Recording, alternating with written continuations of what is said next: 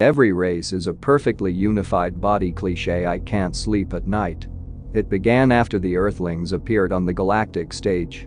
I was one of the many individuals who began to research them, some as a job, others out of curiosity.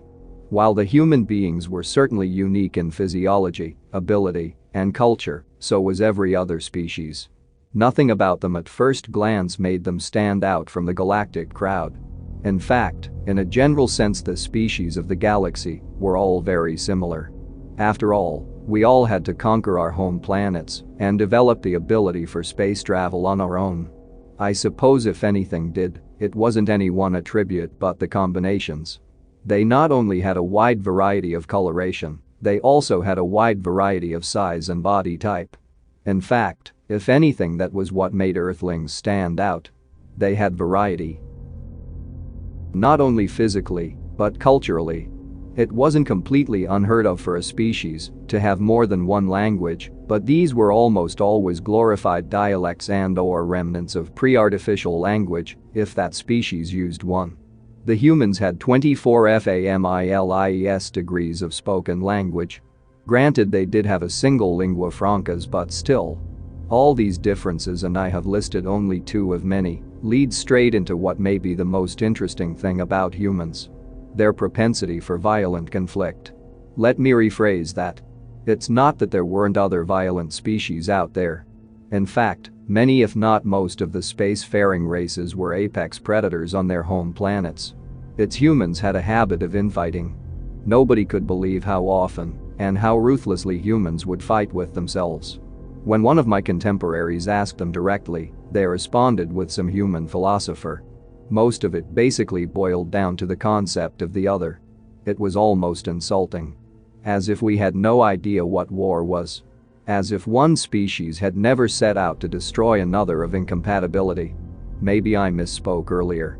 It isn't even as if no other species has gone to war with its own race. It was the major reason why maintaining close relationships with colonies was so important to many species. If colonies became too separate and independent for a couple of generations, conflicts could arise and had. Our problem wasn't that they went to war with other members of their own species. It was how quickly they were able to view their own species as the other. Maybe that was the defining trait of humans? Their ability to quickly label anyone as the other? As a non-person? Some of their philosophers certainly thought so. Many of my contemporaries stopped their search here. I began to dive back into the history of Earth. I wanted to know how such an ability had come about. My search revealed many disturbing things. Atrocities of such a varied and incomprehensible nature. Attempted genocide, torture, slavery. No one did these things to their own species. Soon I was the only one left. All of my fellow researchers, public and private, had since gone public with their findings. Humanity was painted in an ill light. Their defining trait to be the ability to treat another being as equals one day and as an inanimate obstacle the next. I realized that my fellow scholars had forgotten something. The first thing that had shocked us: the diversity of humankind. As I delved back into their history, I saw more evidence of how those differences were even more pronounced than we thought. It was no wonder they were able to consider members of their own species as non-persons. But how did such an arrangement come to exist? Why hadn't any one culture or civilization already stamped out their rivals? And why did no other species have this diversity? I eventually came upon prehistory. I read about how early man had driven his rival and sister species to extinction. My first thoughts were that the others were right. Then it occurred to me. No other species had closely related species either. No other species was as diverse in form and culture. As the realization set in, I grew terrified.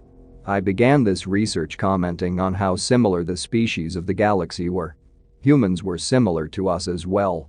No other species had the diversity in value systems and beliefs the humans did.